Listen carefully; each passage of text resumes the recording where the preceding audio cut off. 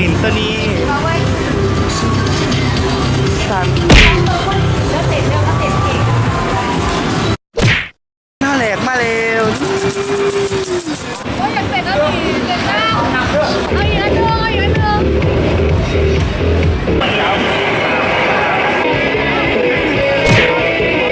นึง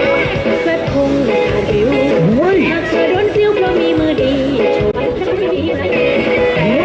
นี้จะได้ยินเสียงใจบอกว่าฉันกำลังเข้าสู่บริการรับฝากหัวใจและเบอร์โทร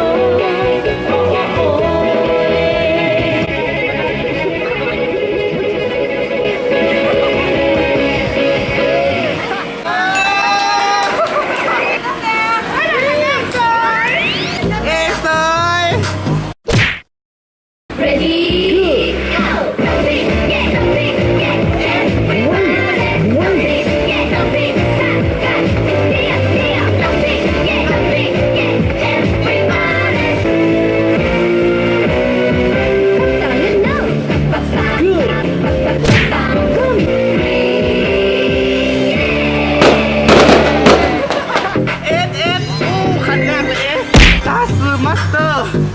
ว้าว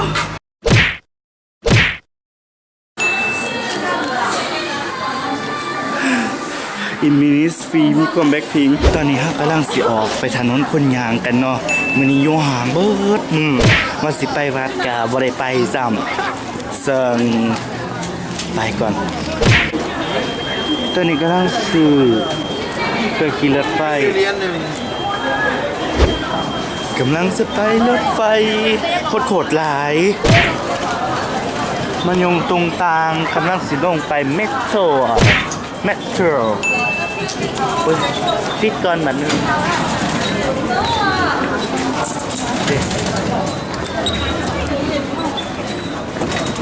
ไปเลยมายังมาเลย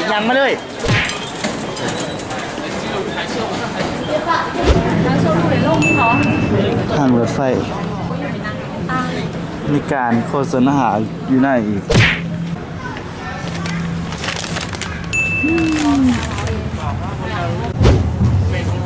ไม่มีตังดังเลยอยากดังกระดังไปเร็วข่าวอยากดังที่บอกรู้สึกว่าส้มหัวต้องมาเขากลางเลยกูนะเขากลางเลยโอ้ดีเขามีหมองนาเขาว่าไม่เยอะเลยที่ชาดิบไม่อยู่ไหนเขาค่อย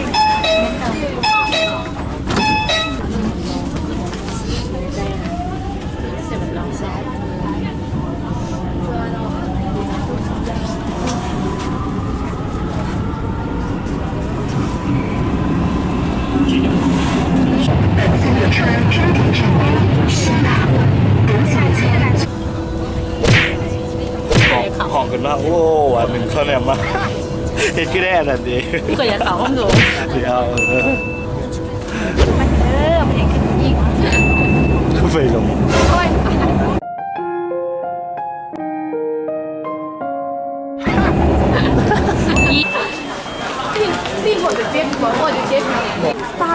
ตอนนี้ห้ามากถนนคนเดินกันมื้อนี้เย็นดีไซน์แหละถนนคนเดิน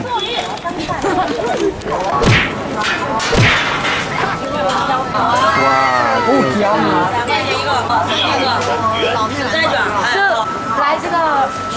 10个吧。เกี๊ยวมันอ่ะเกี๊ยวหอนเป็นอายปะ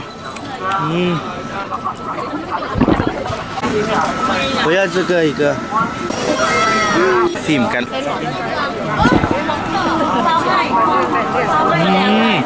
ปูอัดน้ำในนักกระซีนผมหอยไว้ซ่าหลายแซ่บทุกคนกินแล้วมีควันออกมาดำ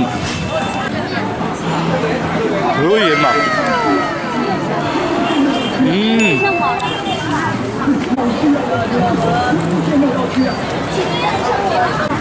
什么东西都要吃。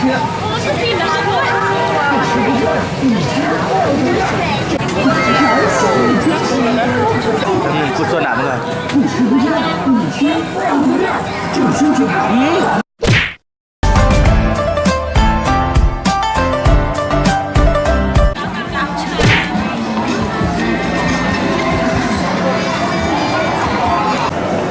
กคนเมื่อกี้ถือควนจีนฟันซื้อมากใหม่เมื่อกี้เห็นบอกเป็นถาดจักบอกเท่าไหร่ลองถ่วยไป98ยูฮาร์ what the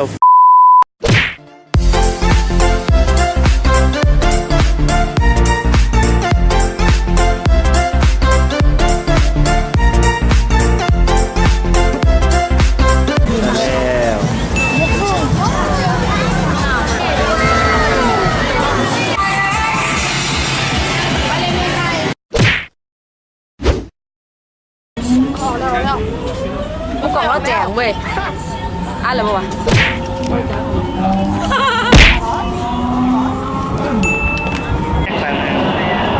โบราณอ่ะ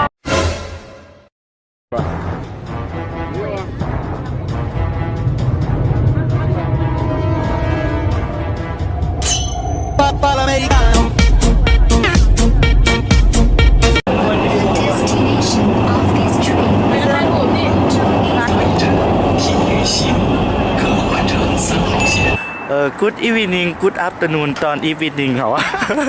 สิว่าเจอแพร่ผ่าพันคอมาจะตัวหนาวตอนนี้เฮาเมื่อห้องแฮมแล้วเรียบร้อยแล้วเนาะแล้ววันนี้เฮาหาออกมากินข้าวแรงยังมึงได้เสียเบิ่งโง่โอ้ล่ะตอนนี้กำลังมากิน KFC โอ้ยเขามาเศร้าหนาวใครเนี่ยเขาหูซื้อว่าเขาคือสิปิดแน่ละมึงเขาเห็นตังค์ปะเลย สู้กับคำว่ากิน KFC เกือบดูดิเกือบสั่น เดี๋ยวสวยมาก หนาวบ่ หนาวเอง ว่าหนาวแฮ เอา ง คนเลยดิ ฮะ เอาคนเลย ไอ้หนาวบ่ พอเลยแกสวยใหญ่ยิ่งดาว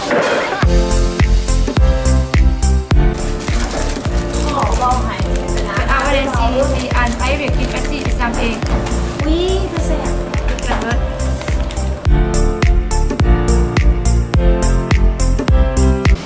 หัวอีตามเรื่องกลืนซุปปลา เพราะเราเป็นหลอด เขาแห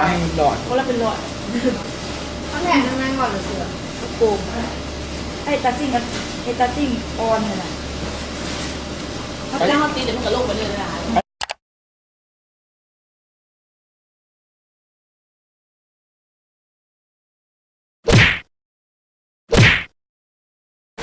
Good morning ทุกคน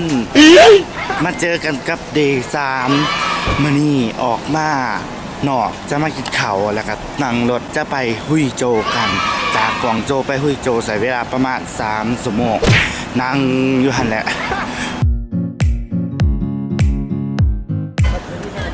รถส่งเครื่องมาแล้วแต้วเฮ้ยส่งเท่าเปล่าอ่ะเครื่องเท่าเปล่าป่ะจ๊ะหอนหานแล้ว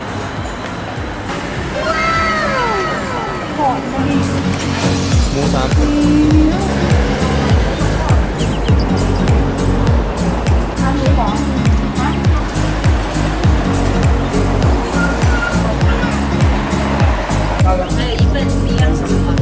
เอาอีกอันนึงยัง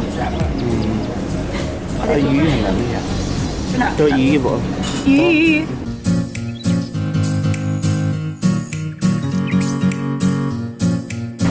เอาเลย